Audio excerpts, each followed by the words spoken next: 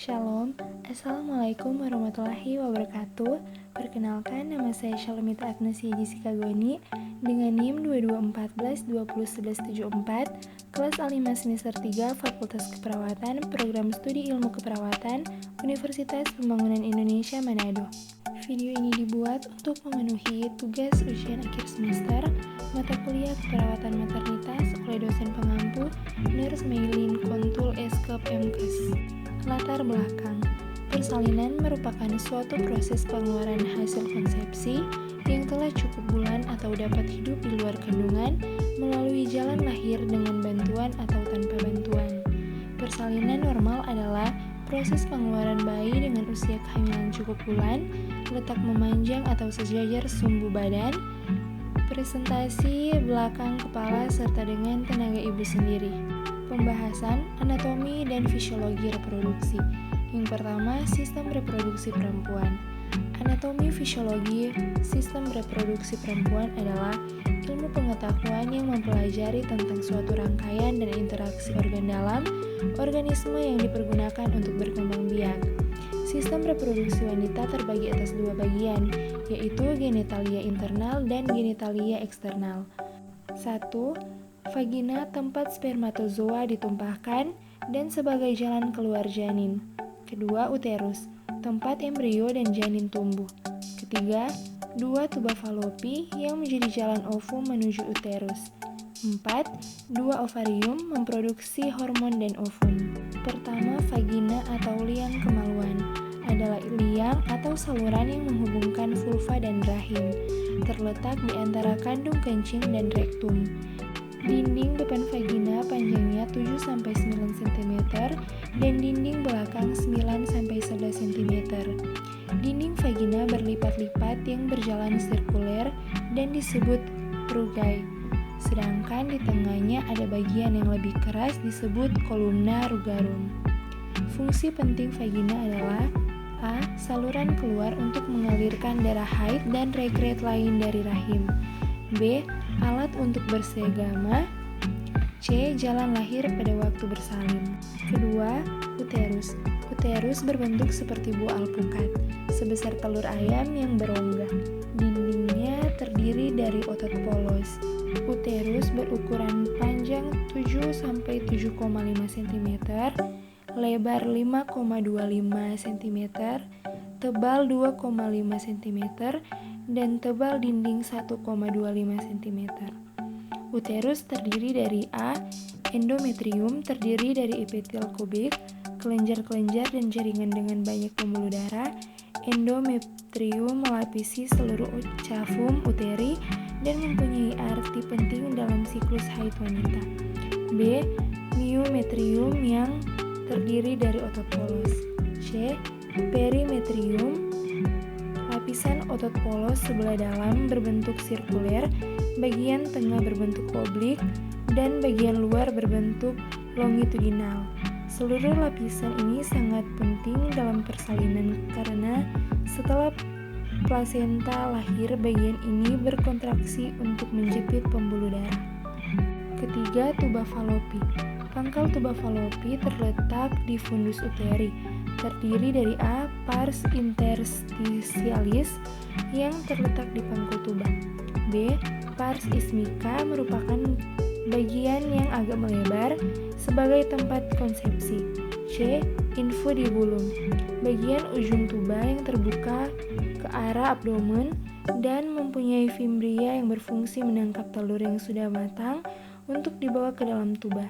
Otot dinding tuba bagian luar berbentuk longitudinal dan bagian dalam berbentuk sirkuler. Dalam saluran tuba terdapat selaput yang berlipat-lipat dengan sel yang bersekresi dan bersila yang berfungsi untuk menyalurkan telur hasil konsepsi ke dalam kavum uteri. Keempat, ovarium.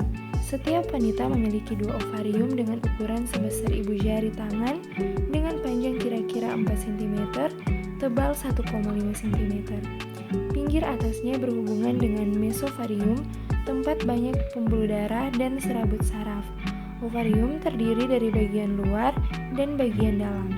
Fungsi ovarium adalah yang pertama mengeluarkan hormon estrogen dan progesteron. Kedua, mengeluarkan telur setiap bulan. Ketiga, anatomi organ eksterna wanita atau genitalia eksterna. Kehamilan. Pertama, kehamilan, konsepsi, dan perkembangan janin. A. Pengertian kehamilan. Kehamilan didefinisikan sebagai fertilasi atau penyatuan dari spermatozoa dan ovum, dilanjutkan sebagai nidasi atau implantasi. Bila dihitung dari saat fertilasi sehingga lahirnya bayi, kehamilan normal akan berlangsung dalam waktu 40 minggu atau 10 bulan atau 9 bulan menurut kalender internasional. Panjang kira-kira 4 cm, tebal 1,5 cm, pinggir atasnya berhubungan dengan mesovarium, tempat banyak pembuluh darah dan serabut saraf. Ovarium terdiri dari bagian luar dan bagian dalam. Fungsi ovarium adalah yang pertama mengeluarkan hormon estrogen dan progesteron, kedua mengeluarkan telur setiap bulan, ketiga anatomi organ eksterna wanita, genitalia eksterna. B. Konsepsi kehamilan. Siklus menstruasi ibu dihitung dari hari pertama keluarnya darah haid, 1 haid, hingga dari pertama keluarnya darah haid berikutnya. Secara umum, dokter menyebut siklus menstruasi selama 28 hari. Banyak wanita mengalami siklus yang lebih pendek atau lebih panjang. Ini dapat berdampak pada saat ovulasi terjadi dan juga menentukan kapan ibu hamil. Tanda dan gejala kehamilan. Yang pertama, amenore. Gejala ini sangat penting karena umumnya wanita hamil tidak dapat haid lagi. Kedua, mual muntah. Keadaan ini bisa terjadi pada bulan-bulan pertama kehamilan hingga akhir triwulan pertama. Sering terjadi pada pagi hari, disebut morning sickness. Ketiga, ngidam atau menginginkan makanan tertentu.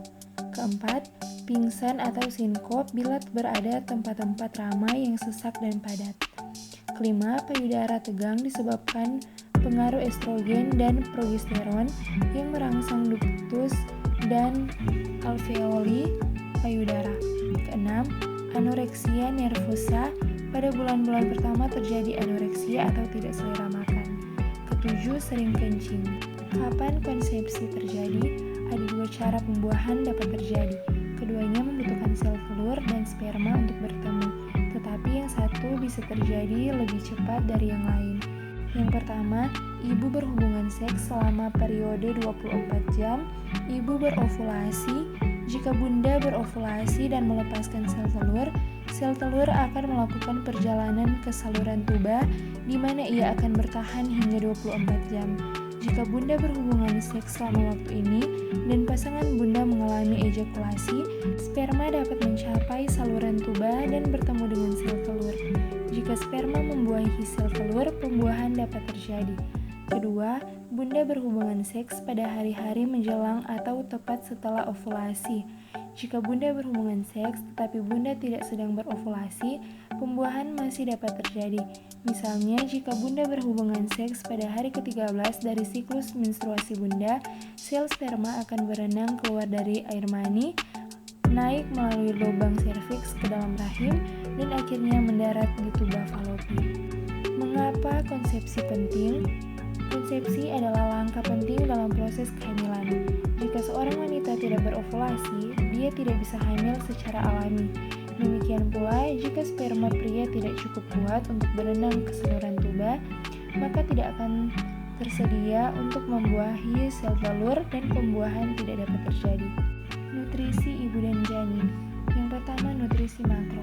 Janin yang berawal dari zigot membutuhkan banyak zat untuk proses pembentukannya menjadi manusia. Nutrisi makro berperan penting dalam pembentukan organ-organ tubuh hingga menjadi manusia lengkap. Zat yang memegang peranan penting tersebut adalah protein. Kedua, nutrisi mikro.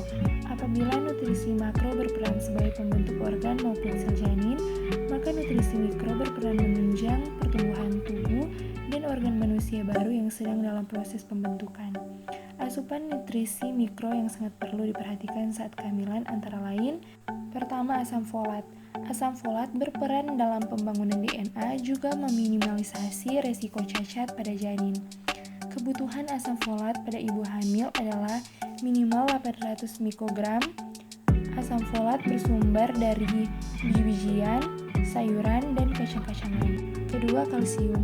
Kalsium berperan dalam pembentukan dan penguatan tulang. Kekurangan kalsium pada janin dapat menyebabkan penyerapan kalsium pada ibu yang kemudian dapat menyebabkan osteoporosis pada ibu.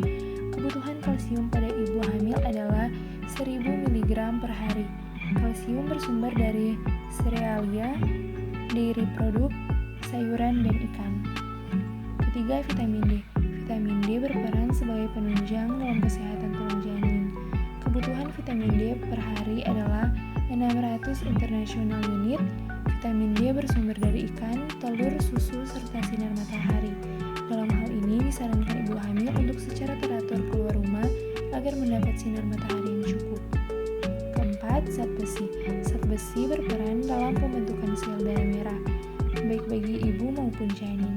Kebutuhan zat besi adalah minimal 27 mg per hari. Zat besi bersumber dari ayam, daging, ikan, dan sayuran hijau. Asupan zat besi harus diperhatikan karena dapat berdampak ke sulitnya plasenta untuk lepas secara alami hingga dapat menimbulkan perdarahan apabila kekurangan.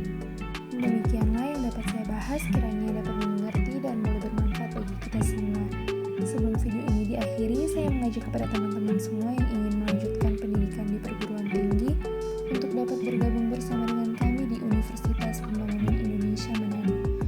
Universitas Pembangunan Indonesia Manado sudah terakreditasi baik dan terdapat 6 fakultas, di antaranya Fakultas Keperawatan, Fakultas Ilmu Sosial dan Ilmu Politik, Fakultas Teknik, Fakultas Pertanian, Fakultas Hukum, dan Fakultas Sastra.